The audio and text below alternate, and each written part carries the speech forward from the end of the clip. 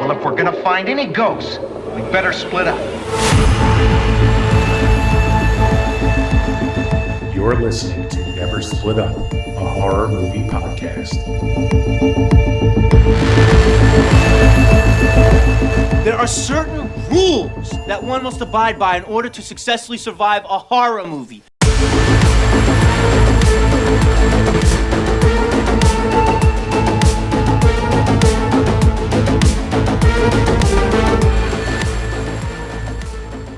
Hi, everyone, once again to the Never Split Up podcast. My name's Nolan. Alongside me, as always, is Anthony.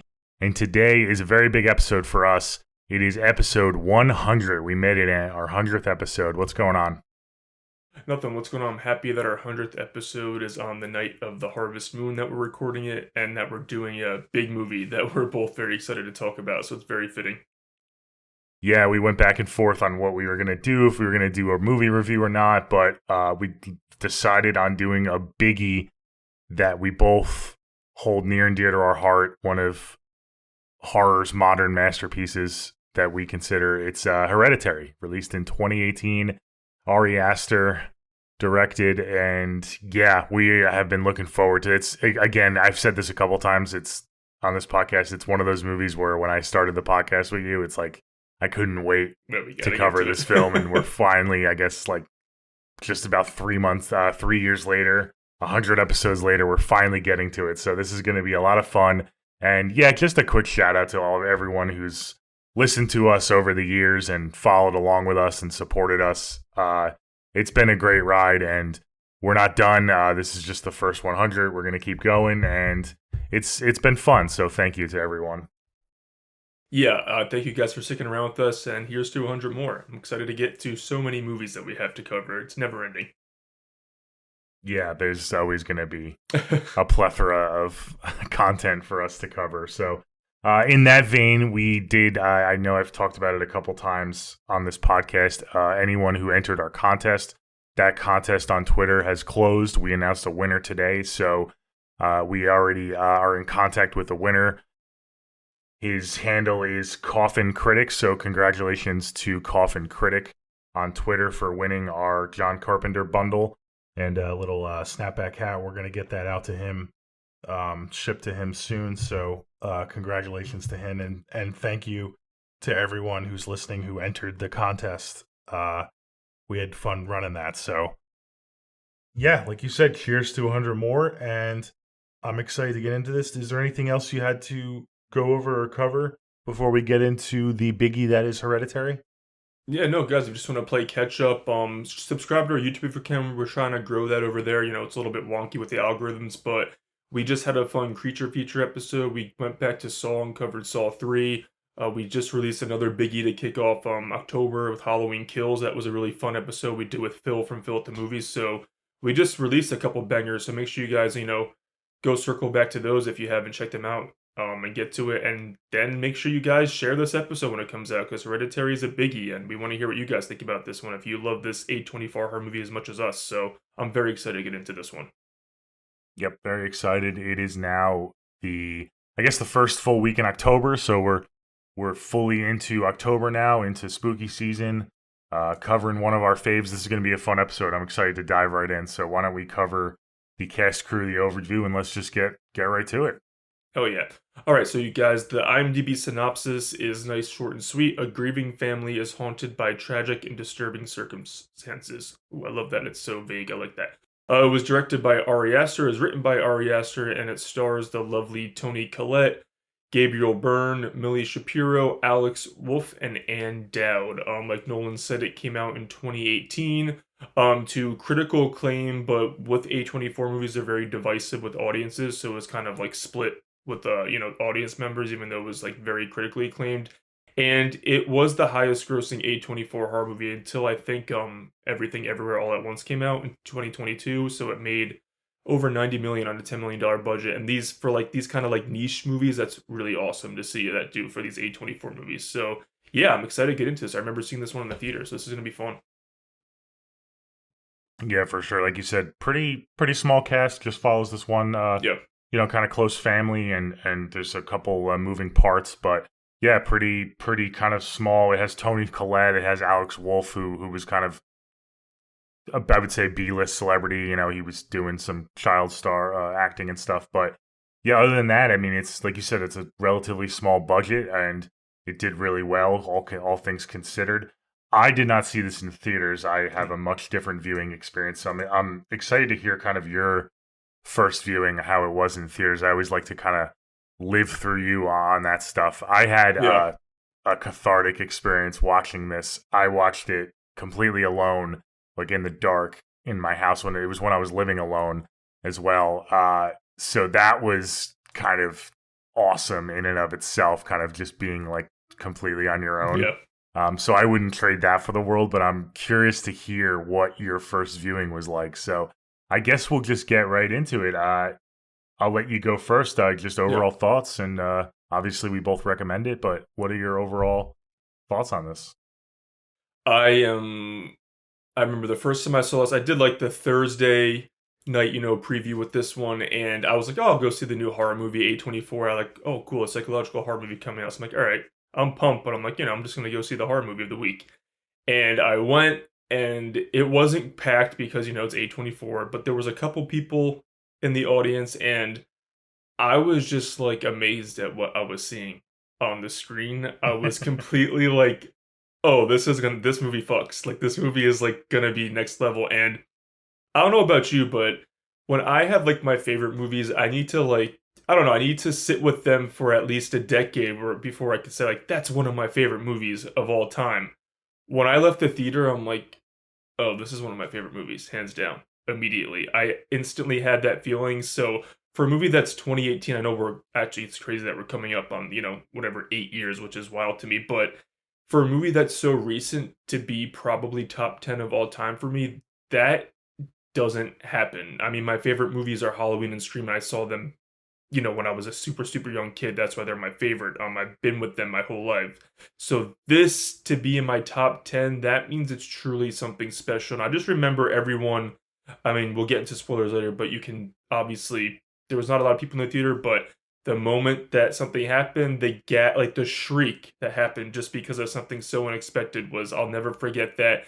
And then just the what the fuck things and the disturbing imagery, people were just kind of like, covering their eyes, not in a performance way, just like, I don't know if I should be watching this. Like, this feels like something I shouldn't be involved with. And I think that's why Hereditary is such a masterpiece. I mean, Ari Aster, this is his first feature film. And in my opinion, to this day, we'll cover his other movies. This is hands down his best directed to this day. I haven't seen his newest one that came out in theaters a couple months ago. I don't even remember what it's called, but I know Hereditary is going to still be my favorite. I just think that this does everything I want in horror, and for someone who loves my campy, cheesy horror, there's just something about bleak, mean horror that it should be horrific and it should disturb you. And this movie, you could watch it as a straightforward supernatural, horror movie curse thing, demonic cursed movie, or you could really like get into the layers of you can't really choose what demons and what hereditary traits are passed down from generation to generation in your family, and that alone is terrifying because it is real. So if you like look at the metaphors and stuff behind it too, it's obviously a gut punch. And I just will never forget the Friday after I saw it, I was like, I gotta fucking bring my parents. Like, we gotta go see Hereditary. I don't know if they're gonna like it because they're a little more mainstream. And I just remember taking them, and after they were like, "What the fuck? That was disturbing. I loved it so much." And it was to the point where my dad was like recommending people at work to watch it. I'm like, all right, I did my job as a son. He's recommending Hereditary to strangers. Every time I show this to someone, they have such a visceral reaction to it. Some people are like, "Can we stop it?" Other people are like, "This is fucked up. I feel like disturbed. I don't think I should watch it."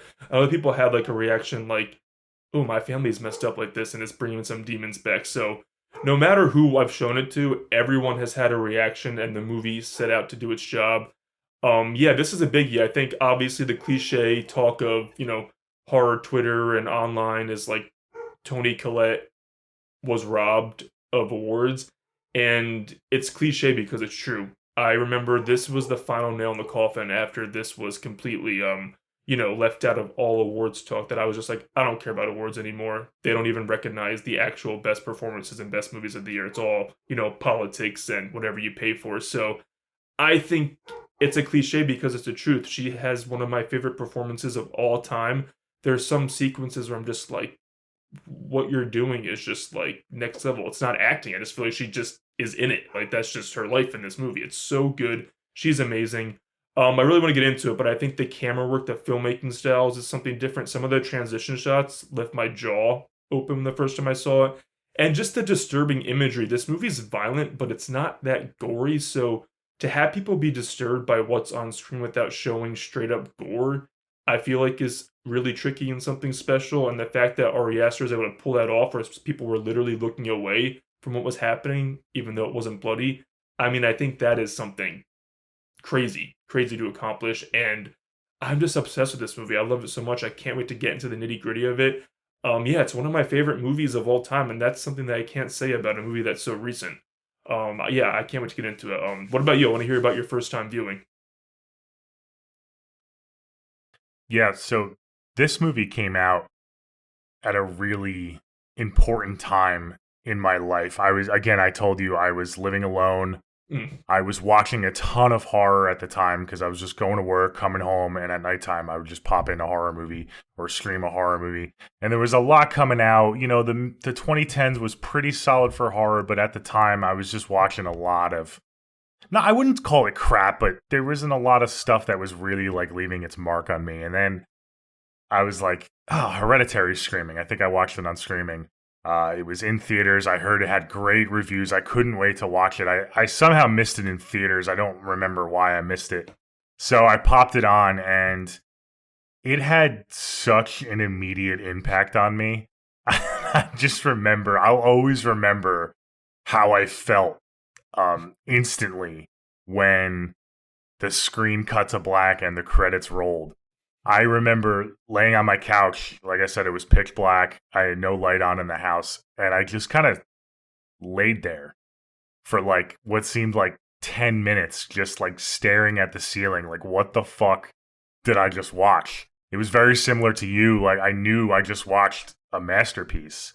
And that is very rare, especially, you know, I don't know if I'm as extreme as you, where like I have to wait a decade, but I have to at least let something sit with me, watch it a couple times, you know, to really form an opinion. But it was one of those movies, like you said, the way it made me feel alone, even before I like backtracked in my mind, like the technical aspects of the film and everything, because it's impossible to pick up on everything in the first viewing too. But even that first viewing alone, just the way it made me feel, I was so blown away, and I instantly fell in love with it. And I believe I watched it a second time, like almost immediately, not the same night. I had to kind of go to bed and process what I just watched, but it must have been the same weekend or whatever. I watched it a second time, and that's when I started picking up on the themes and stuff, like you were saying, and kind of digging deeper, and the little Easter eggs in the background of certain shots and scenes. Now that you knew the whole story that was unfolding. And there's so many layers to this film. You touched on the acting. We'll get into the acting. I think all of the actors in this film, it's a small cast, but it is so solid. Alex Wolff is phenomenal as well. Everyone talks about Toni Collette, but Alex Wolff in some of these sequences, his facial acting as well is incredible. The sound design, I think, the imagery is what people remember, but I think the sound design is what, when you're watching this movie, is what kind of makes it so creepy. I don't want to spoil too much because this is like the beginning of our review, but the certain things that are happening with people's bodies, I mean, it's really special, this film. There isn't a weak spot. I really can't think of anything I would critique. It's a 2-hour movie. I think the runtime is just a shade over 2 hours. It needs every bit of it. I don't think there's any wasted scenes in this film. It's the thing I love about this film, I think more than anything, now that I've watched it countless times and it's been out for 7 years, is I love that it's a family drama. And that's first and foremost. I mean, almost the first, up until the big twist with the one character, I mean, it's strictly a family drama. I mean, there's not a lot of horror elements at all. And even after the big twist, it kind of sinks back into that family drama. So I love when horror movies are able to explore family dynamics and a family drama like set in a horror landscape. It's just done so beautifully. Like I said, the acting is incredible. Shout out to Gabriel Byrne as well. I think his character is one of the more heartbreaking characters because he's just kind of caught up in everything. But yeah, this movie is really special as well. I'm grateful for you to share that your experience was very pleasant in the theater. It sucks it wasn't a packed house because I think this movie would be amazing. Like opening weekend. It's cool because it was house. a packed house. Like the second night I saw it with my family, so like I got to experience like the creepy like people spread out in a packed house, so that was awesome. Yeah, I know. It's one of those where it's like I could. It's so good that it's good in any environment because I wouldn't trade my experience for the world either. Yeah, but yeah. I could also see why a packed house would have been fucking incredible too. With people just going crazy. So, yeah. It's just so weird because when I was alone, I was like, "Oh my god, I'm scared!" Like, there's like, am I gonna hear that behind me? And then when I was at the packed house, it was awesome because Ari Aster's a master and he has so much going on in the background where you had half the audience like, and the other half like, wait, what? What's everyone like gasping about? Because it takes time for everyone to focus. So I think that was kind of the cool thing to experience with the packed house. It took like everyone noticed things at different points, and then when shit hit the fan, everyone was just like having such a visceral reaction. So I mean, for him to do this for his first feature, it's fucking amazing. I don't know how he did it. I think Toni Collette said he was like the most prepared director she ever worked with, and that's someone for a feature film directorial debut. I'm like, that is amazing. Yeah, it is amazing, and I know I think he said in a recent interview that he wants to go back into horror. His last couple films are not horror, so I really want him to make another horror because Midsummer is awesome as well. It doesn't touch Hereditary, but yeah, no. I think horror is his home, and he just does so well in it. So I really want him to go back to horror. I didn't see the last movie he did either, so I can't really comment on that. But I know it's not horror, so I'm really excited for him to kind of go back to his roots because, damn, I mean, even if he can just make something half as good as Hereditary, because like you said, it might be the case where it's a director who's always chasing that first kind of film, and he's never going to get there because this is just such a masterpiece. It's so perfect, but he has it in him. So I'm like, please give it to me again. And also, like, the fact that like you can watch this movie as just a horror movie, but you also, I mean, it is horrifying when you think about the actual like metaphors and familial things that get passed down. But again, we talk about in some of these movies, like I'm so happy I wasn't hammered over the head with it. I think it just was naturally a part of the story of the movie, and it wasn't like, hey, did you get that? That means like this, that, like that means, did you see trauma? It was just naturally, and through the performances and the way the story played out and how you're slowly getting things revealed. And you can watch as a straight up horror, or you can watch it as a very layered, family drama with so much going on and take away, what the movie's actually trying to say. And I love movies that you can do either or. I don't like to be talked down to. And this one does the opposite of that. So I just think it's great. And I know that this one has a lot of like, Hereditary is one of the ones that really skyrocket, like elevated horror. This is horror. Horror straight up. I hate that term. I know people like to say it's a compliment, but a slasher is just as much as horror as this kind of horror. Horror is horror. This is psychological horror. I would rather the term art house horror. I hate the word elevated because that means that all horror isn't good. Only the elevated one is. So I hate that term. Don't use that. This is psychological art house horror at its best. Yeah, no, I agree. So let's dive in. I want to talk about one of the things that makes this movie so rewatchable for me and makes it, and it's funny saying it's like a comfort film for me because it is so dark and bleak, but it really is. It's that freaking house. I want that house. I want to own that house. That is such a cool setting for just anything in general, but especially for this movie. That house is so awesome. I love the setting of this film. I think that Ari Aster was really smart. I think he said he chose the setting, and I think it was Utah where they filmed it. And he said he chose it because the mountains are so beautiful and breathtaking, but also so like menacing because of the isolation and how it could be creepy once the darkness hits. Because it's kind of like surrounded by trees, but they're still isolated. And obviously, isolation has to do with a big theme of the family dynamic, and how Toni Collette's literally left to her own thoughts and her hereditary demons inside her. So I think that, I mean, I agree though, like I would go stay at that house for an Airbnb, like I really would. It looks beautiful. Yeah. And I want to No, go there. I would own it. I mean, I want to own a house Yeah. that looks just like Yeah, it. me Like too. even the interior, like the design of the Yeah. house and the interior is so cool. Yeah. So really, they really hit a home run with that, like the set pieces and the set design. And you're right, because I feel like in a lot of movies, like we just go in, like, we go in the house for this scene, but I feel like we actually get to go in like the living space, the living room, the kitchen. We see the bedrooms, and we see the attic. So it's not just like one I can space see that the he makes layout use of the house in everything. my mind. Yeah, exactly. It doesn't feel like a set piece, like you're in a studio or anything. It's Yeah. yeah. It's almost like its own main character. I mean, It is. We're in this house for a majority of the film. You have some other set pieces outside of the house, at the school and stuff, and the grief group. But it's the house, and it's Right. It's funny because it's like the house doesn't do anything because the house isn't alive or anything. You have other horror movies. I think of like The Night House, where like the house is like plays an integral role, but this is a main character, but it's a house, but it doesn't really like serve a purpose. It's just so fucking cool looking, and they just utilize it so well that it is so integral to the story. And I think I knew I didn't know this was going to be a masterpiece, but I knew I was in for something special with at least the technical stuff and the camera techniques, where we like zoomed in on her, like what's she, like a miniature like replica artist, whatever you want to call it. I don't want to say dollhouse, but like Andy creates these mini replicas of things. So when we went in the house through her little dollhouse she made, and then we transitioned into them getting ready for the funeral, I'm like, oh yeah, it's so cool. That is amazing camera so work, and seamless, I'm in for a treat visually, at least. I knew Yeah. that the first time I saw it.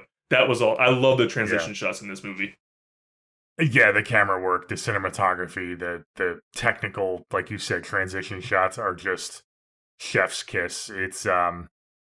It's part of what brings this movie over the top. I mean, the script is solid, the acting is solid, but if you don't have that technical to kind of, especially with a movie like this, right, like a psychological thriller, like you need that like great camera work and sound design to really immerse the audience, and they just completely nailed it out of the park. I mean, there are sequences in this film where I'm holding my breath. Not even like conventional horror sequences, just sequences where I'm feeling super anxious. I think of, Peter when he goes to his bedroom and he's just laying there all night after he kills his sister. And I like that those are the scenes where it's not really horror, but it's like you feel what the characters are feeling and you're just in the moment with them, and I find myself holding my breath and my heart's racing faster and faster. And to do that when it's not necessarily a horror set piece is really special, and that's what kind of ties everything together for me. Well, I agree. I think that some of the best horror moments in this, I mean, the horror like set pieces are awesome, but like you said, I think some of the best horror moments are when we hold on someone going through a real life thing and he refuses to cut away. For example, you have Alex with Peter. After he does that, you just stay on his face in the car. We'll get to that moment, but he doesn't move. So we're just forced to watch him after he just went through that traumatic event. And then you have Toni Collette in a later scene when she's literally like, I've been around someone who's just lost someone, and they have screaming like that on the floor, and it's like, just please cut away from her, like, dry heaving on the floor. I'm like, I'm just scared and disturbed just because of that. And I think it's because Ari Aster knows that real life horror is just as scary as the horror set pieces, sometimes obviously even more. And he's like, I'm not going to shy away from it because that's reality. I think that's what makes it scary too. Yeah. Oh, for sure. Definitely. I want to talk about one of the first set pieces is, okay, so we start the film. I love, by the way, the opening shot of the obituary of the grandmother. I think that really kind of sets the tone of like, okay, this is a movie about grief and loss. And like you said, the movie's called Hereditary, so we already have that in the back of our mind. So I love that. I think that was super effective, super well kind of placed. And so the grandmother's dead already. She's never alive in the film. I think that was a good place to pick up. And one of the best set pieces, I think, is right at the beginning here. It's the grief group.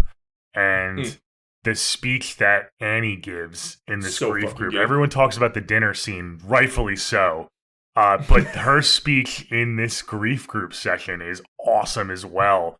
Again, you just kind of feel her uncomfortableness. She's new to this like kind of group setting. She doesn't like know if she should be here or not. And then all of a sudden she just trauma dumps out of nowhere, and you're just like, oh man, it's so effective though. Toni Collette, just give her all the flowers. Please. And the dialogue, like I said, the heart, like the dialogue, it's the visuals mixed with the dialogue. Yeah. I love even how like Annie in the opening at the funeral, she's like, I'm so surprised. Like the little hints about things that going on too. She's like, oh, I'm so surprised there's so many people at my mom's funeral. She says, like, ha, hint, hint. She's a fucking in a cult. But I also was like, when she's at the support group, like you said, when she's just saying, you know, you're like, oh, what happened to you? She's like, oh, my mom died, but then like, you know, my dad did this, and then my brother accused my mom of putting people inside him, then he killed him. I'm like, what the fuck? That dialogue when she said that about her brother, I'm like, oh, this is gonna be dark. So obviously that shows the mental illness trait that's, you know, carried down from generation to generation in her family, but also like you just said that your brother blamed your mom for putting demons inside and then he killed himself. So it's kind of good, like you have you don't, because when you find out at the end, obviously you can take both parts, that she was in a cult, but obviously the family had mental health issues. But your first like, oh no, is like she gonna be the one who's like gonna go crazy because of all this loss now, or is something supernatural? I feel like while I don't think he kept the mystery for the whole movie, I think it did put some breadcrumbs in our head, like what kind of movie are we getting, at least for the first 30 minutes? Like, is she just gonna go wackadoo, or is it gonna be full on haunted house, like supernatural, or like we don't know really what's going on for sure. You know what I mean?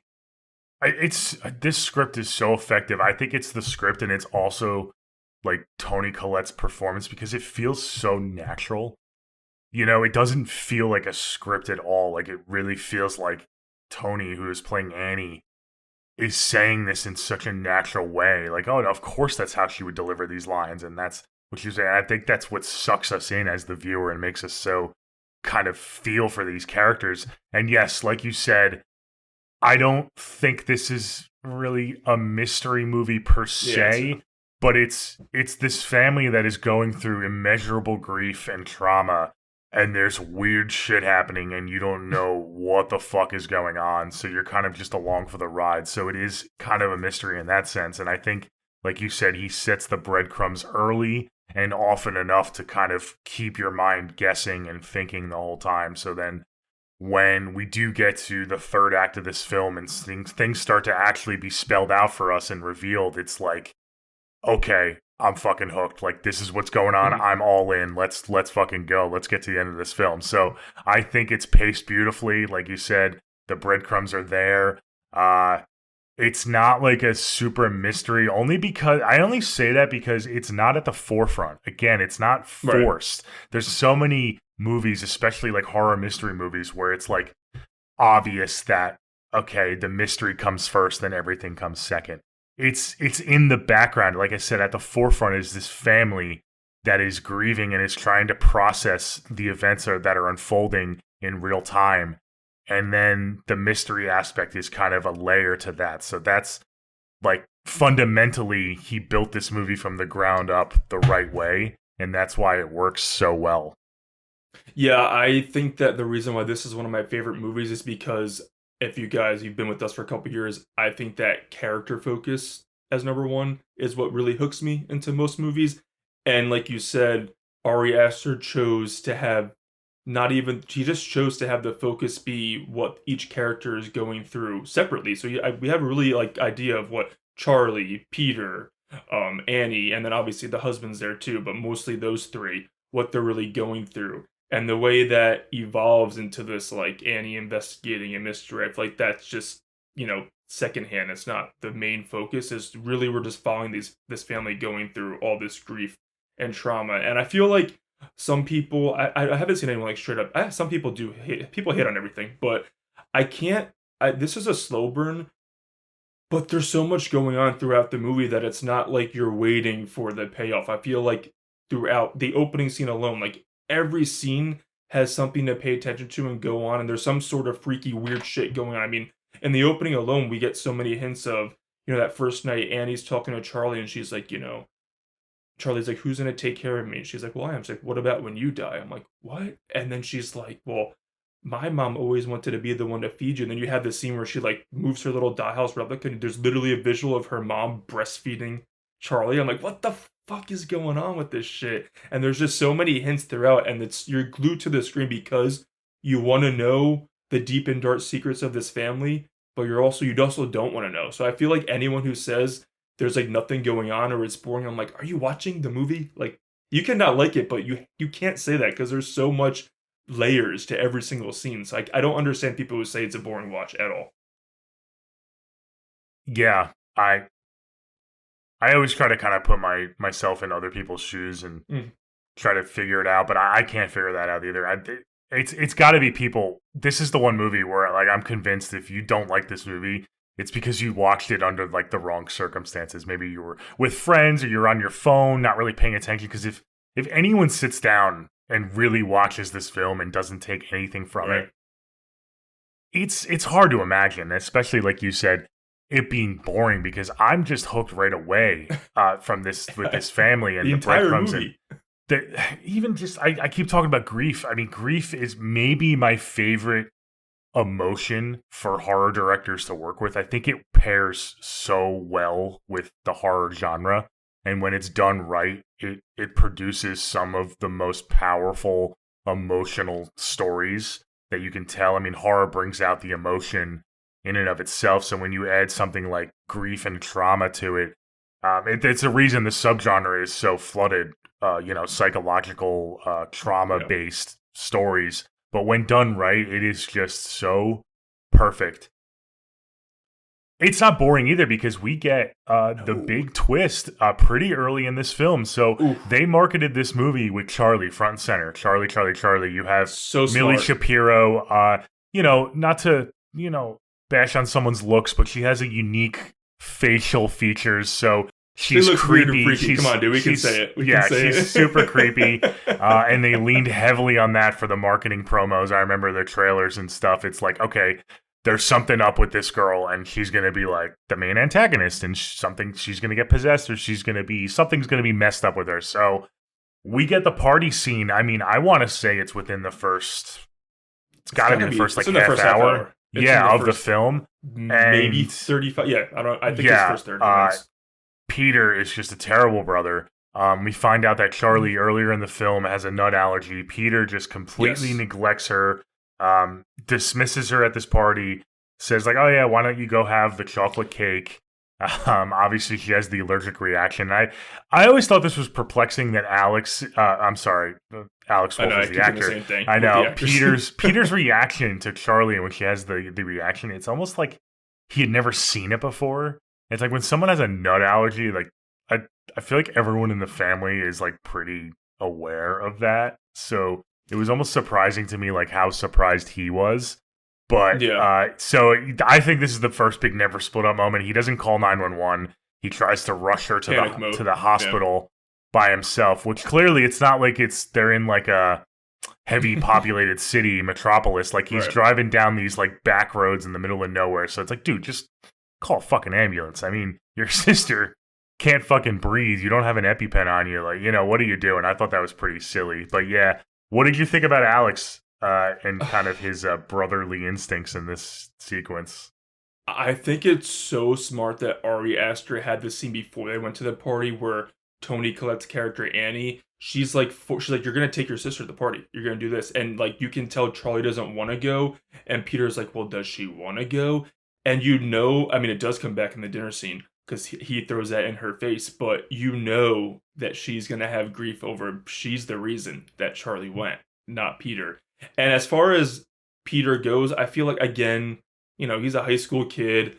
Obviously, he just wants to go and have high with his friends. So he's like, can you just sit here and do your thing? Also, like, it's like in the mom's, in Peter's defense, it's like these kids are clearly a little bit older than Charlie. Like, you want her at a party like that? Like, there's no like people her equals there where she can go hang out with. I know she's a loner anyway, but it's kind of like, that's not the place for her to be. That's not the party environment. I know she wants her to socialize and stuff. Well, Alex, Peter kind of lied and said it was a school party. So, I mean, it kind of... She's like, I know there's going to be drinking there. I just want to know you're drinking. I'm like, oh, I love that line. That's such a mom line. But yeah, I think that Peter, he's also a little weird and awkward. I mean, I think he's not doing anything bad, but he's, like you said, he's not being smart with his sister there. I think the fact that he's getting high kind of maybe has something to do with why he just goes into panic mode and like runs out with her instead of like takes a second to breathe and be like, yo, like let's call the cops, let's have someone come here. But so I can't blame him too much for the panic mode. I just think that, it's just such a unfortunate situation. And obviously, Charlie, you don't eat your fucking cake without, like, you don't just eat cake blindly when you have these allergies. So I'm kind of like, Charlie, what are you doing, girl? But I just felt so claustrophobic in that scene in the car when she's just really good, where she's like clawing at her throat, or she says like, my throat's getting bigger to him, and he immediately takes her, and then in the back seat, the way she's just like flailing around, I'm like, oh, that is horrible. As someone who doesn't have allergies, I'm like, I cannot. That does not look like fun at all. And you can tell he's really trying to be a really good brother, like trying to race there. It's just, dude, like you're on a highway that seems to be never ending. Like you should have probably called for help, but again, he's doing his best. And I'll tell you, this moment in the theater was a fucking mic drop. It was literally like, it almost came off as a jump scare, even though it wasn't. People were like, what? What the fuck? And like you said, I mean, movie studios take notes, because the trailer was marketed as, the funeral and the person who was dead was the grandma, which is true. But that's only one layer. We don't find out who the big death of the movie is in the marketing, which again, I feel like so many movies would spoil something like that in their trailer these days, where it's just like, Hereditary was so smart, A24 marketed this so well. But yeah, I mean, dude, she just puts her head out the back window. Poor girl's like grasping for air, and you have that pole that he swerves around a dead animal on the road. You see that pole. Talk about sound design. That smack. I'm like, oh. And they show, I swear to God, people jumped out of their, it was like, I live for those kind of like communal experiences because of moments like that. And that was amazing. I even screamed like, what? I'm like, she's the main character. What? Yeah. Jaw drop. I mean, that, you knew the way that thud, that slam, you're like, she's dead. I don't know if her head's like halfway off or she just snapped her neck, but we do find out. But I will never forget that moment. It's probably top 10 theater going moments for me of all time. And I love, like you said earlier, I think that Alex Wolff, just as much as Toni Collette should have won awards, I think Alex Wolff should have won supporting actor awards hands down. His reaction after, I know a lot of people yell like, what are you doing? Like, but he's in shock. Like, the kid's in shock. Like, he knows that his sister's dead. I love the moment of, talk about visual cues. I like when he looks up at the rearview mirror, but when he goes to look in the backseat, he stops and he looks forward. I love that shot so much, because he's terrified. And then he just sits there, and then he just is in a state of shock, and he drives off and goes home with his severed head sister's body in the back seat. And you just know Annie's gonna wake up the next morning to that. But I just think it's so creepy and some realistic in a lot of situations, that he just went in complete shock. He drove home and did his routine, went to bed, and he just laid there, eyes open, in complete shock. And he just stayed there all night, which to me is so eerie and creepy. And then the next morning, when you just hear the screams of Toni Collette going outside, just the brutal screams. And then Ari Aster is so mean, he just cuts to her head with the fucking maggots and bugs crawling. And I'm like, this is horror masterclass of tension, suspense, brutality, meanness, and realness. So I think it's a masterclass of horror. What about you? It's perfect. Yeah, I mean, this is probably, if I had to pick one sequence from the film, especially on first viewing, this made me the most uncomfortable. And it was a point in the film, like you said, Charlie dies, and at this point you're sitting there like, oh my God, what the fuck? I didn't expect that. But now it's like, all right, I'm locked in, because we're in uncharted territory now. I mean, they marketed this movie like it was going to be something completely different. So here we go, buckle up. And this sequence is just, I don't know how anyone can say it's not real, but I know it's real, because I've had a fear response similar to Peter's in this sequence. The way he just freezes up, and almost like you said, the rear view mirror shot is perfect, because he wants to look and then he stops himself from looking. He's almost sitting there in that moment. Again, I've had this response before a couple times in my life, where you're just sitting within yourself and you're not coming to terms with what's happening. So you're like in this little bubble, and to him in that moment, I can only imagine what he's thinking is like, if I don't look, she's not dead. He even goes to call out to her. He's like, Charlie, you okay?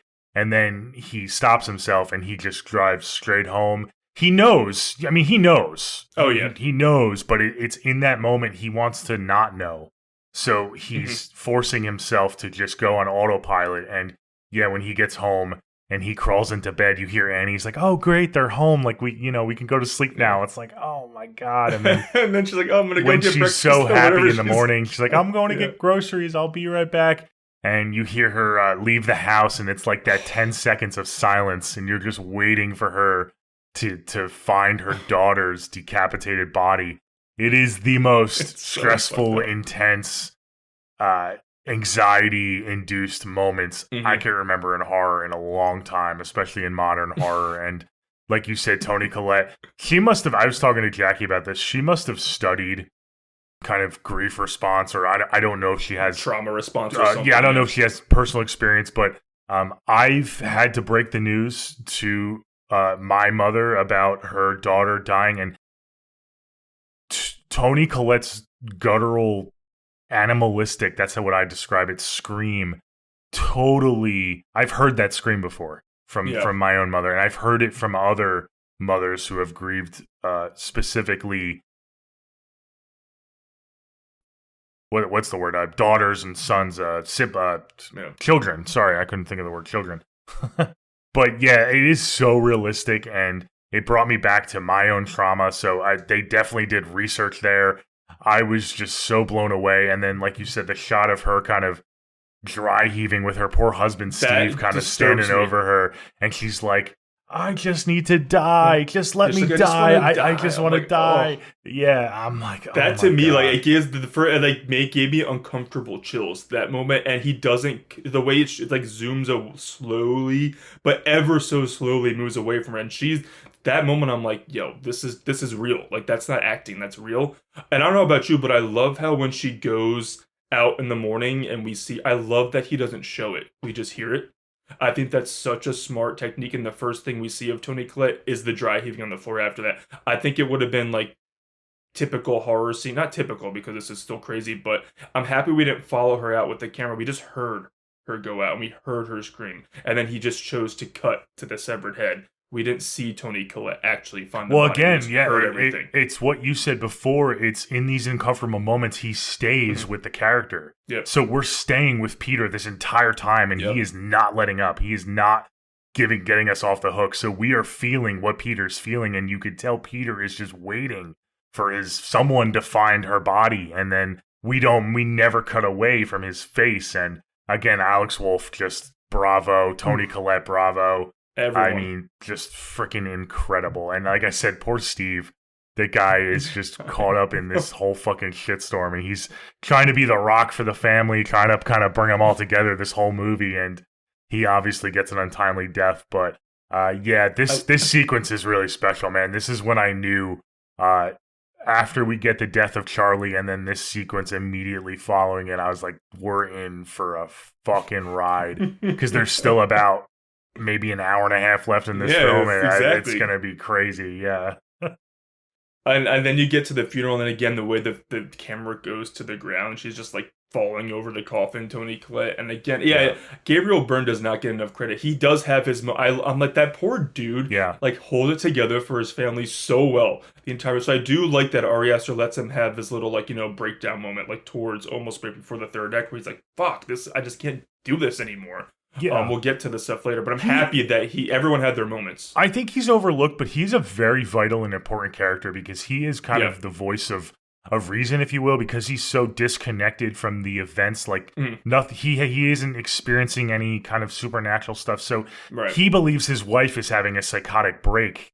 So he is kind of that other side of it, where it's like the audience needs that. They need a character like that to kind of bring you back to reality and make you question, like, maybe he's right. Maybe Toni Collette, I mean, we get breadcrumbs that she used to sleepwalk, and she had that episode where she almost lit her fucking Peter on fire. So that fucking scene. We have the breadcrumb, like you said, of her family history. So it's like, maybe she is just mentally ill and she's causing all of this. So I think his character is super important, and it's also super tragic. It's so sad how he goes out.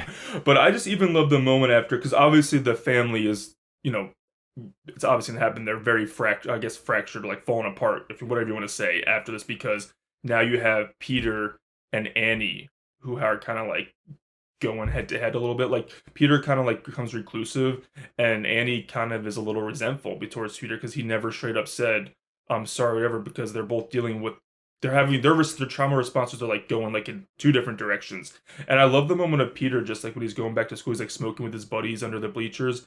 He has a full on and I've had someone who's had a panic attack. I'm like, that scene is so real when he has the panic attack after, he's smoking with his buddies, like, just hold me home. And he's just like, his crying and his pain. I'm like, oh, he's doing so good. But it all leads up to them at this iconic dinner scene, which should be showed in like every acting 101 class. In my opinion, I mean, the way that, again, the poor dad is just like, actually, Tony Collette, Annie, he makes dinner one night and he goes up and he sees her. Again, this is also, I guess, a grief response. She's an artist, so her response to it, she's recreating the accident too, which is so, in my opinion, like, that's fucked, but that's how she's dealing with it. You can't judge. And he's like, I hope you don't show Peter this. She's like, it's not about him. Like, she's immediately like, kind of like, fuck Peter right now. It's not about him at all.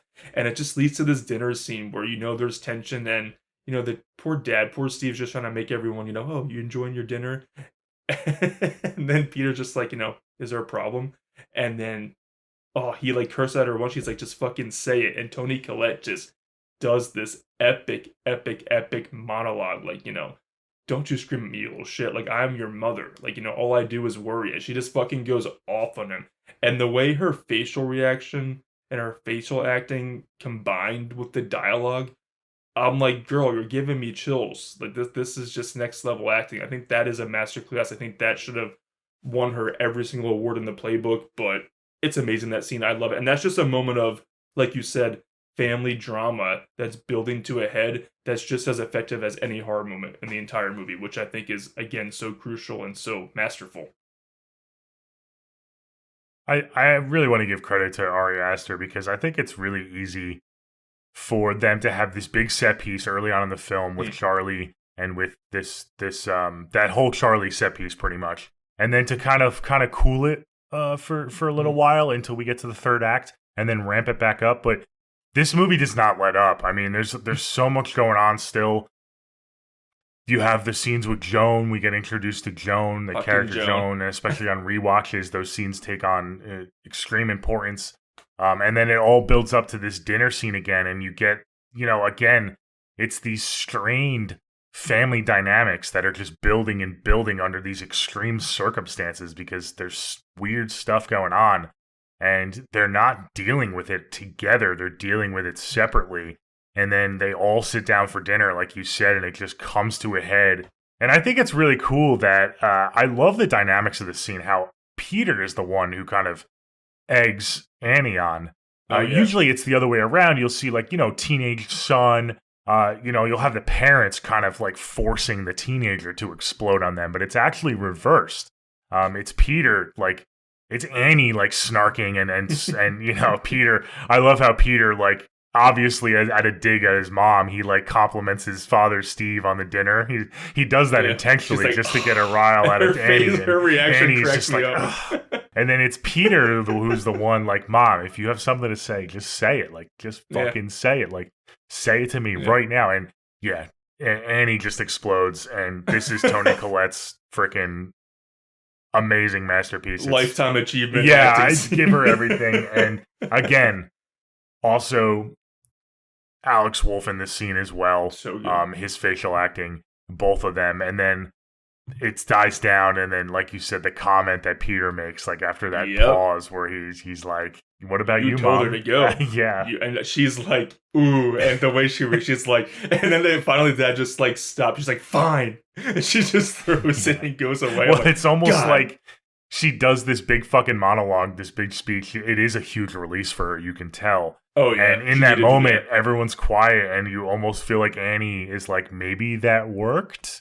And then he makes that comment, and she's like, nope, we're still right back where we started. It's so good. But I feel like that's something that really happened between, like, a son and a mom, like, both going through something so traumatic. Like, they're both going head to head. They're both not giving up. And I just think that it's so real. That's why I think the movie's scary, because it feels so real. I want to get to Joan a little bit, because this is where I feel like he's not trying. He just cares about scaring us through the familial horror and all the family stuff going on.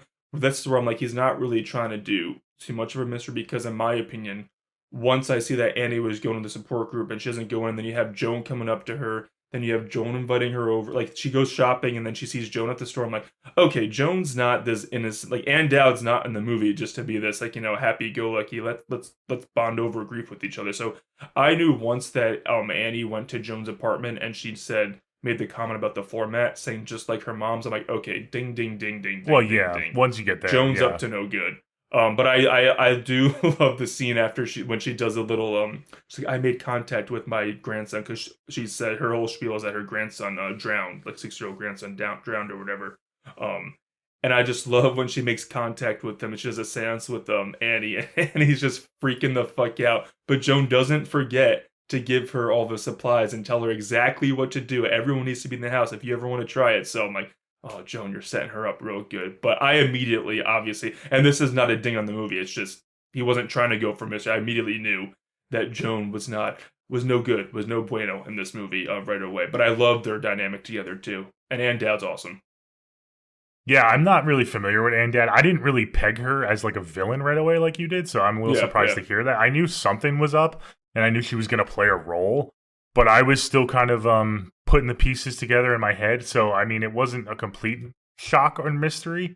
I knew she was going to play a role, but I can't say that I pegged her right away. So that's pretty impressive that you knew that she was going to not only play a role, but be like the reason that all this bad shit was going to happen. So, yeah, she's awesome. She plays a great role.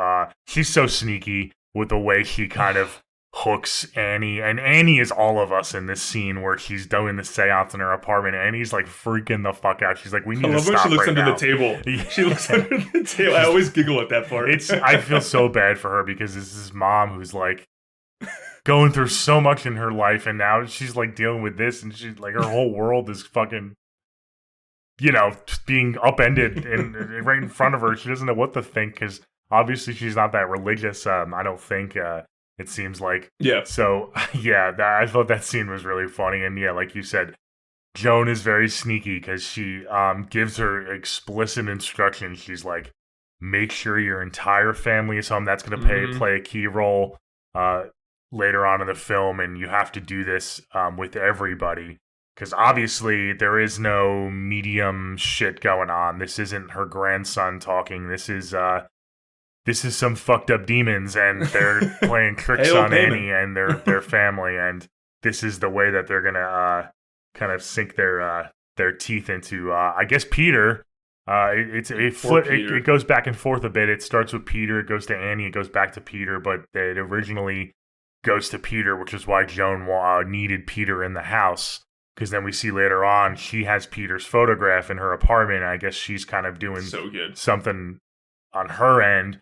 While Annie recites the fucking words, she doesn't even know what they mean. She's just blindly she's so desperate, right? I mean, and she's saying Charlie's name throughout the film, like thinking Charlie's still alive. So she's so desperate to get her daughter back that she'll try anything at this point. And it's just so sinister how someone like Joan and this cult, I'll call him a cult, can kind of so easily kind of manipulate a family that's so vulnerable, and it's just so scary because it is so real. And it's so mean. I mean, because people in vulnerable positions in real life, they obviously are easily manipulated, especially when you're going through something so traumatic like that. And people that take advantage of that, they're bad people like that in the real world.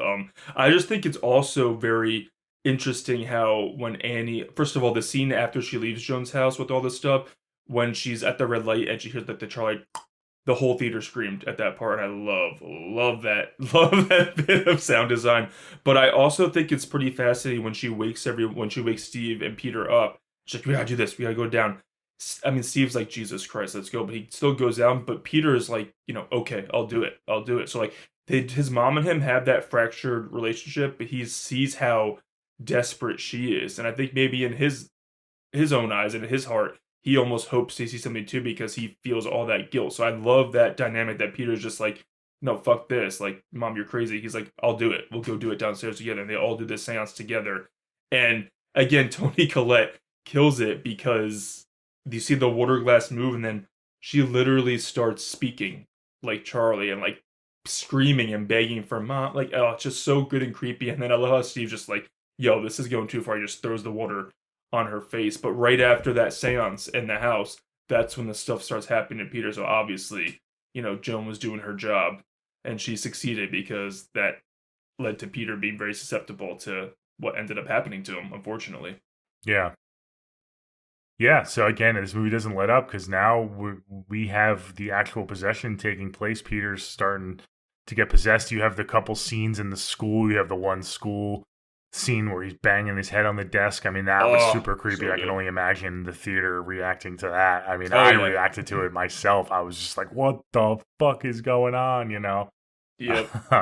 And then, we pretty much jump right into the third act, and it does not let up. I mean, this is one of my favorite third acts of all time. It's just such a fun ride, and it's really where Ari Aster, I mean, we've talked about the horror of it all leading up into this, but this is like where he's able to flex his quote-unquote, like, kind of conventional horror techniques on us. And really, it's like, all right, you want fucking horror? Like, you didn't get enough until this point? I'm going to show you some horror. I mean, this third act is fucking scary, man.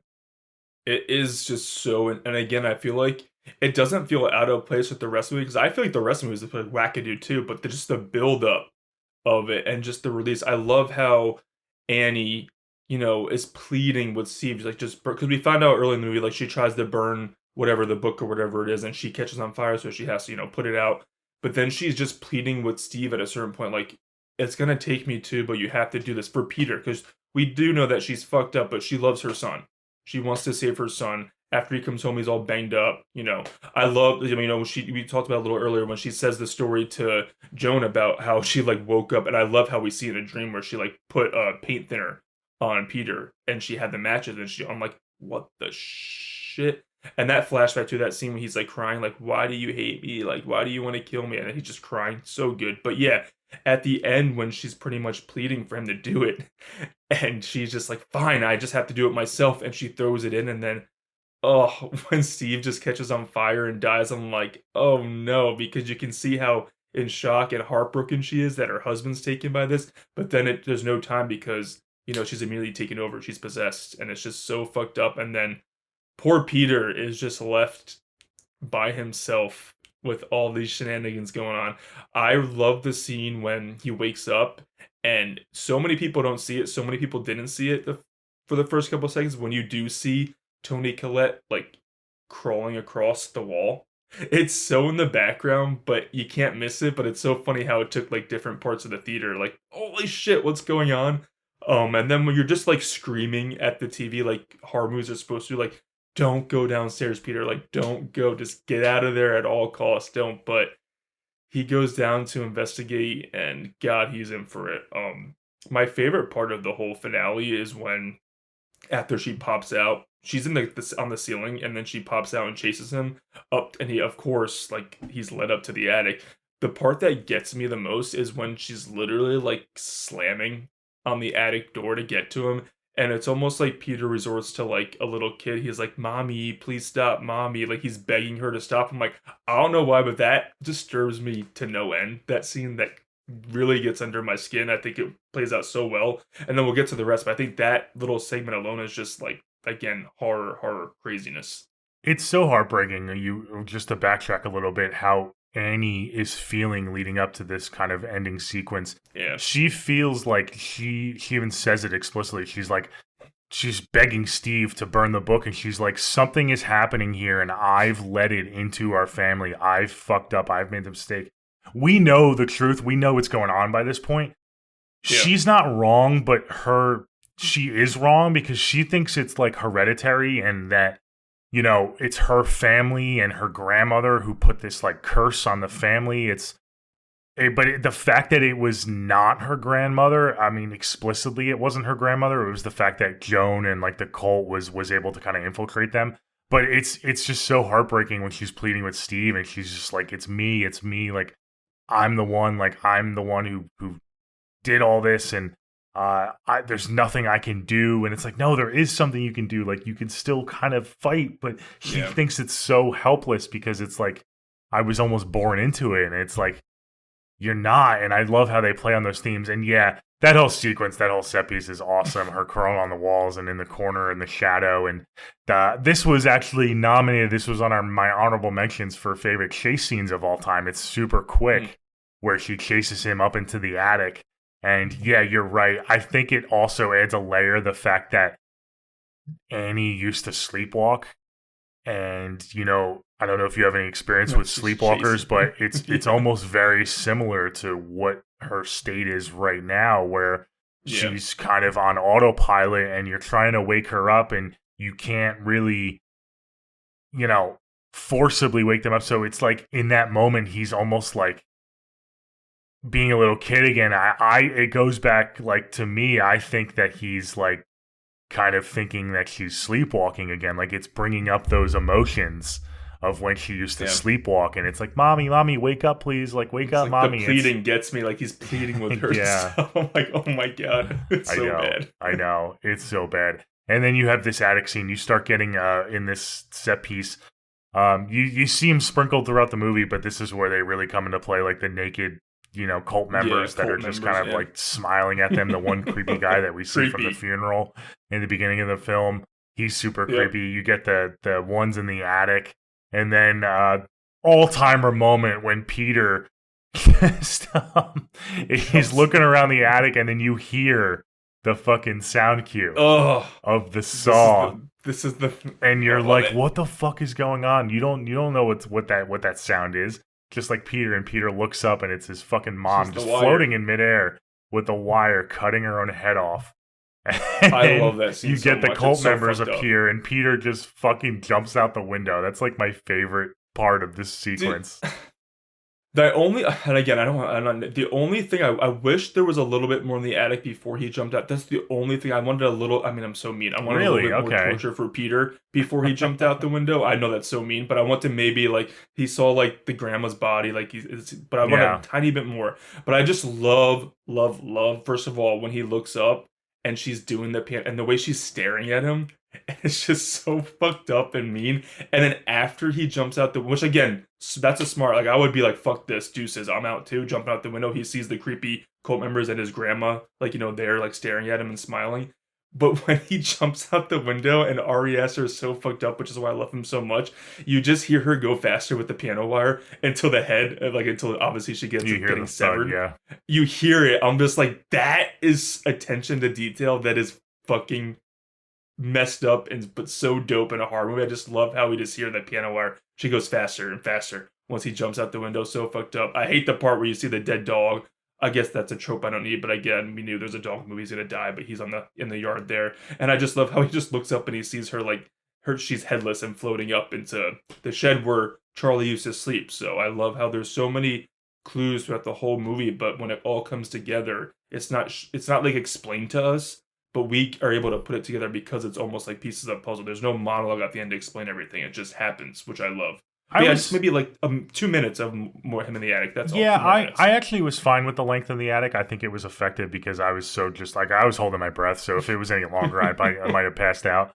So I was fine with that. The only nitpick, and maybe I will give it, is I don't necessarily love the like light orb, where it like enters the different bodies. Yeah, I don't think we needed that. I think that was a little bit like that. Yeah, we like the audience is smart enough to know that it was being transferred, so I don't think we needed that implicitly to see that. I thought the dog was super random. I don't even think they showed the dog until like halfway through the movie. I'm just trying to remember on my latest They rewatch. did, but he almost exits stage after like the night when the door shut on him, and then we don't see him again until his body's like outside. Yeah, that's what I'm saying. The door shut on him, but that's like halfway through the movie. So we don't see him in the beginning of the film. Which I thought was kind of weird that they added. No, I think you see him. I think you see him in the beginning. You just don't see him after that moment. I think you see him a little bit. But I'm like, again, I don't like that. But I think I agree with you because obviously once Peter gets up after jumping, you can tell he's taking over. He does that too. So like, just you don't have to see all the what. But again, the actors are. I feel like he should have given the actors a little bit more credit with their facial acting and also the sound cues of the. I think was enough. Good. So I mean, it doesn't take me out of it. But I do think it is a little kind of. Yeah. I don't know if it really fits with the kind of the theme of the film. It's a little too not hokey, but a little too like, all right, we get it. There's like a a spirit going from body to body. Like I don't necessarily need that. I mean, it's fine that it's in there, but yeah, I think that would be my one note for this film. Do you like the treehouse? Because a lot of people feel like the ending either works for your. I don't mind that. I like that we end in the treehouse, and I like that we find out that, you know, because when she's reading all this stuff on the demonology earlier, we find out that it's supposed to be like the first male or whatever. I forget the exact, but so obviously Charlie was taken over because she was weird. She was a weird girl. But we find out from Joan that, you know, we've corrected your original body, and she calls Peter Charlie, and now giving you this new body. So I like that little twist of that's why Charlie was like so kind of connected with the grandma. That's why she was always after her. But it always was supposed to be Peter. Well, it was always supposed to be Peter. I took it as this was Annie because Annie alludes to the fact, I think she was when she's talking with Charlie in her bed, that when Peter was born, the grandma, she had no contact with the grandma. So the grandma couldn't actually get to Peter. So that's a credit to Annie. And if she would have just did that with Charlie, you know, it's so heartbreaking. So she felt bad. It's like, oh, Hereditary, like, this is still my mother. Right. She's super fucked up and we have a strained relationship, but I'm going to now let her in to my second grandbaby. I did it the first time. Yeah, so it's really heartbreaking so there. And it has so much to say, but so little to say of family dynamics and, like, how much you can trust family and if you should set boundaries with family or give in. And it's so heartbreaking. So I think that's the main reason, is because they couldn't get to Peter because Annie was blocking them from Peter. She didn't know it at the time, but just by blocking the grandmother, so Peter was safe from kind of being brought up by this grandmother. And you can only assume how much the grandmother was grooming Charlie to be Payman like her whole life. Oh, yeah. And, you know, she was breastfeeding her and she was spending so much time with her. So it's, that's just another layer that's so heartbreaking. It's like, oh man, if only Annie would have stuck to her guns and kept her family safe, you know? And it's even so much more heartbreaking because you do, at the end, she really was trying to do it because her main goal at the end of the movie was to just protect Peter and she just couldn't do it. Yeah. So it just makes it so depressing.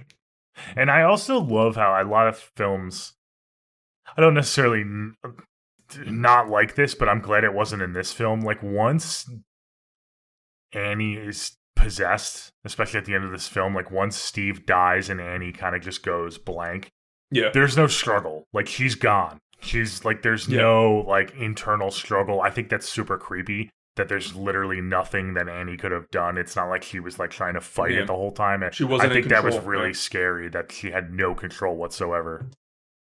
I think it's terrifying, the immediate switch that she's just like in that mode of like devastated that she's watching her husband burn alive, then to like, nope, boom, we got you. Yeah. Immediately. And we're going to get your son now too. Yeah. And it's just like, oh fuck. But I do like the whole Hail. I love how it ends on Hail Payman. You know, he's me Payman too. Now. And I love it too. I love how Alex Wolff just silently stares and you just cut to black, and it's cut to black with them screaming like Hail Payman. I'm like, oh, this is so fucked up. I love it so much. This is a fucking banger. I think this confirms what side do you fall on? Do you believe that Annie was the one that was setting everything up?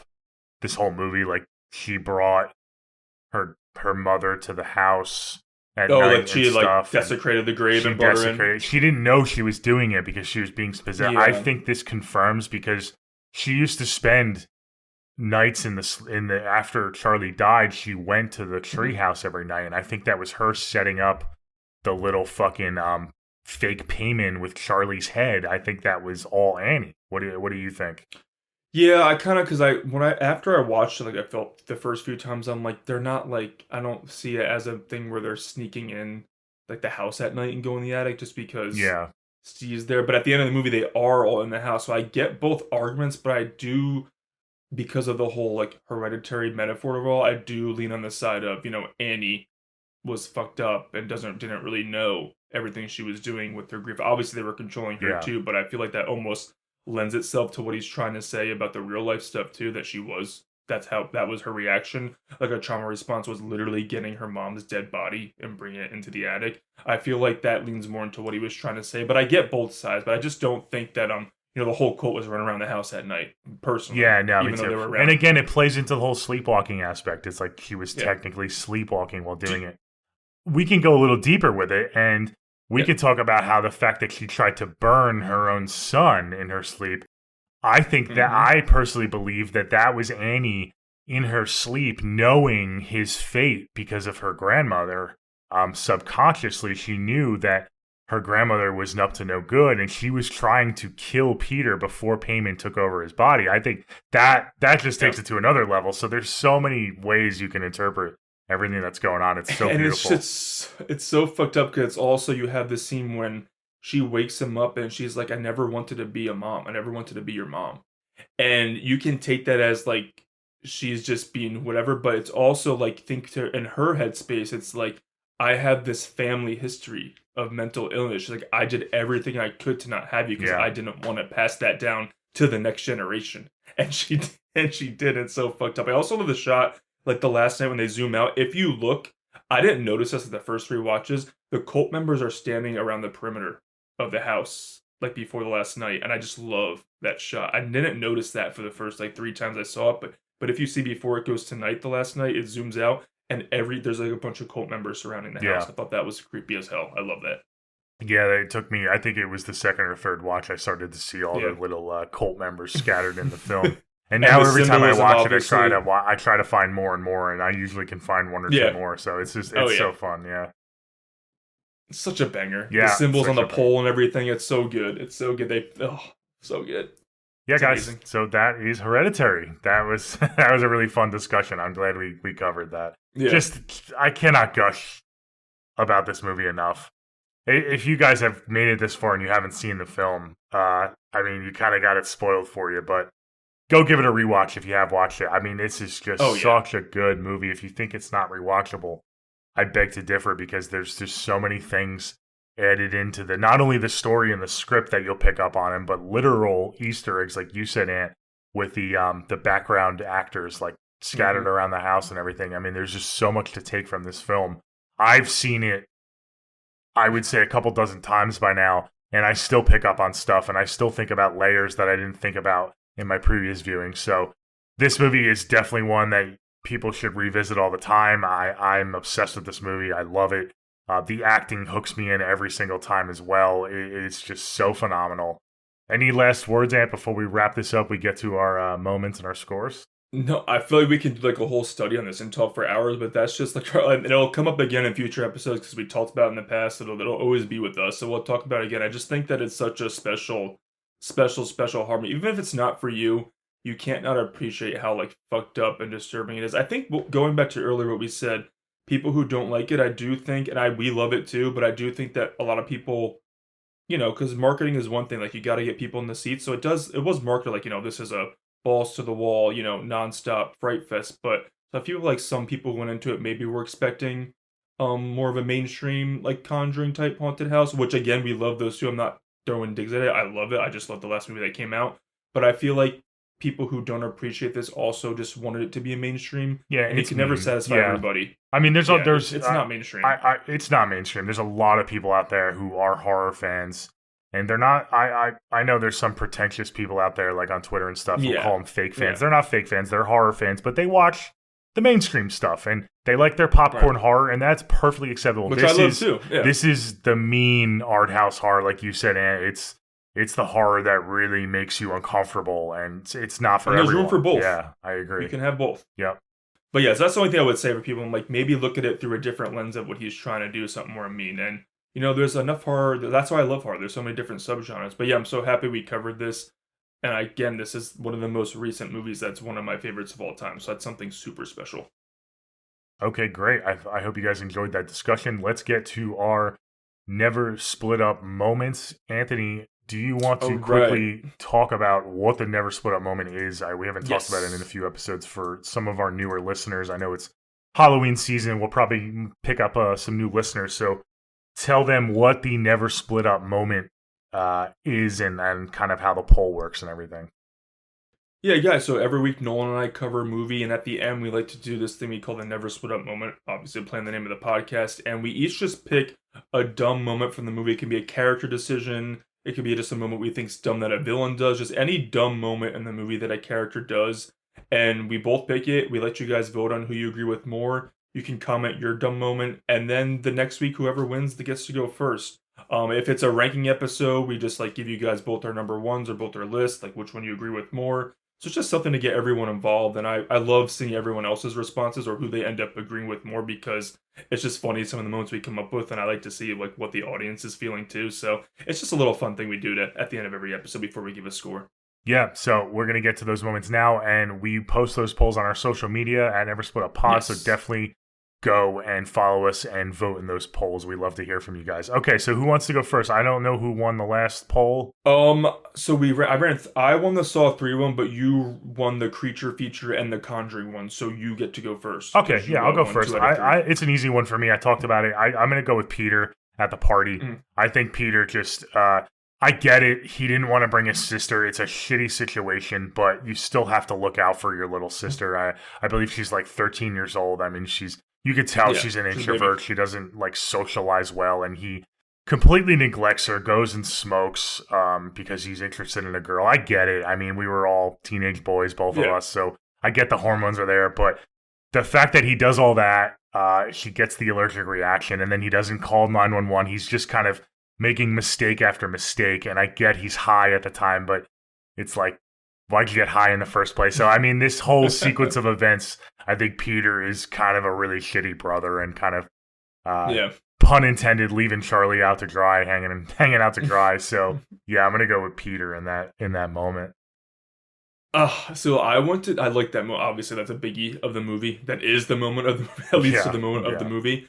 But I was going to go with Annie being manipulated by Joan and like just agreeing to go back to a stranger's house, but like I can't, because she was in such a bad mental state that, you know, you can't. I mean, I get, I'm like, what are you doing, dummy? But also like she just went through so much. It's like I gotta give her a break. So I'm gonna actually just go with a very simple thing, and it's that Charlie ate the cake without asking what's in the cake. Because as someone with allergic reaction, you should be trained your whole life to at least double check ingredients, or like maybe pass on it if you don't know who made it or what's in it. So I think both of our moments lead to the big moment of the movie, and both characters made very bad decisions. So Charlie, don't eat that cake. You don't know what's in it. Yeah, no, I'm glad you went with that, because our poor girl Annie, not only is she going through so much, but Joan really fucks with her, and she's just trying to help out a fellow mother who's grieving as well. She's like, all right, this lady clearly needs someone to listen to her and believe her, so I'm going to help her out. So yeah, I really fell for Annie in that. Okay, so we both have pretty much the same moment, just different characters. I don't know if we've ever really done that before on the podcast, so that'll be a fun poll. So definitely vote for that, guys. Now we get to our scores. We score these movies 1 through 10. We do a decimal point system, so it makes it a little bit varied. You can go first. I'll let you go first since I went first with my moment. Yeah, guys, like I've just gushed about this movie for over an hour. I could gush about it again, you know, tomorrow if I wanted to. That's how much I love it. It's one of my favorites all time because of everything it made me feel, not only on first watch, but whenever I rewatch it. Again, for me, I love my criteria is I want to rewatch my favorite movies. And even though this movie is so disturbing, every time I watch it, I feel like I get something different out of it. And it just disturbs me in different ways every time. Almost every time I watch, I'm like, okay, this will go by a little easier. It's like, no, you always feel like the meanness and the bleakness of this movie every time. The performances are some of my favorites of all time, specifically Toni Collette and Alex Wolff is great too. I just love how we thought we were going to get one thing and then it completely turned into something else.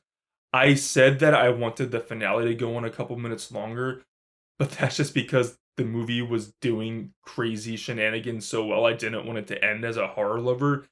So I can't fault it for that. And it's one of my favorites. It's a perfect movie to me. I have to go 10 because I haven't had many movies make me feel the things that Hereditary did. And every time I show someone, I just love seeing their different reactions to it. And it's a banger. It's one of my favorites. It's my favorite A24 movie, hands down. I will go back to it all the time. There's another movie that came out recently that's really up there with it. But as far as bleak horror goes, like bleak psychological art house horror, I don't think it gets better than Hereditary because it also has some of the staples of you think it's going to go traditional supernatural, but Ari Aster's like, nope.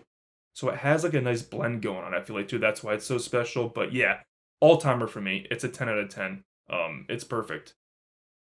Okay, yeah, we're right kind of lockstep on this. I mean, everything you just said, it's just incredible. Again, there are very few experiences, especially in my adult life. We've talked on the podcast how, growing up with Halloween and Scream and all of these iconic horror films and franchises, we have our moments that we can go back to as children, and we were like truly traumatized and scarred. There are not many moments as an adult where a movie left me feeling such strong emotions, not only during the movie, but after the credits rolled. Yeah. And this one fucking did. And so I have to give it a 10 as well. I don't think this has ever happened. Us both giving a movie a 10 besides Halloween.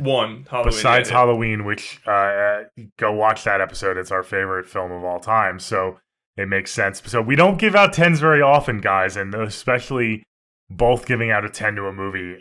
It was the original Halloween and it's Hereditary.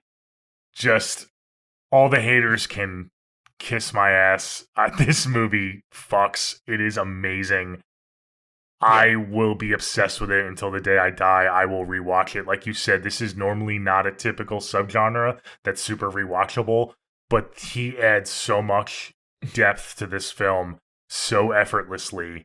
And again, I fear he'll never come close to this masterpiece, which is a shame. But I want to see him try. I want to see him try in the horror genre. I can't wait for him to go back to horror. I can't wait to cover Midsommar. Midsommar is another certified banger, at least in my eyes. Doesn't touch Hereditary, but is great in its own way. But yeah, this was a lot of fun. And to wrap up 100 episodes on the Never Split Up podcast, what better way than to hand out a couple perfect scores, a couple 10s. I hope you guys enjoyed this podcast episode. Again, follow us on our social medias at Never Split Up Pod. We're on Instagram, Facebook, Twitter, or X, whatever you want to call it. We're on YouTube. If you're not watching on YouTube, go subscribe to our YouTube. We're on Spotify, Apple Podcast. Please leave us a review or a like on those podcast websites. That really helps the algorithm on there. And yeah, check out all of our upcoming content. And you want to talk about the rest of October? We have a couple fun episodes coming up in the rest of October. We have Welcome to Derry is premiering, so we are covering the new It movies, It Chapter 1 and Chapter 2. Yeah, hell yeah, I'm excited. I just looked it up. I know Welcome to Derry comes out the end of October the 26th, so we're going to, again, my OCD, Nolan knows me, I'm like, we're not going to cover the miniseries first, but because Welcome to Derry is in line with the newer ones in the Chapter 2, it just made sense to do those first. Don't worry, we'll go back to Tim Curry, but I'm very excited to go back. It's so funny, we're going from Hereditary to our fun horror, our fun house horror. So I love that. I love the variety. Yeah. So we're going to get to that. And then we're going to round out the week of Halloween after we do It in Chapter 2. We're going to have a big episode of ranking. We love our rankings. And I believe we're going to have a guest back on, a repeat a guest. Oriana and Michelle's going to come on, and we're all three of us are going to rank our top 10 favorite horror remakes. And as 2000s kids, all three of us, that's going to be special to us because there were so many remakes, especially in the 2000s. So that's going to be a fun one. I can't wait to round out Halloween with that episode. Yeah, we got the mean episode out of the way. Now we're doing a few fun episodes to wrap up our Halloween season. So look out for those, guys. Again, thank you for listening, and we'll see you next time. See you later. Bye.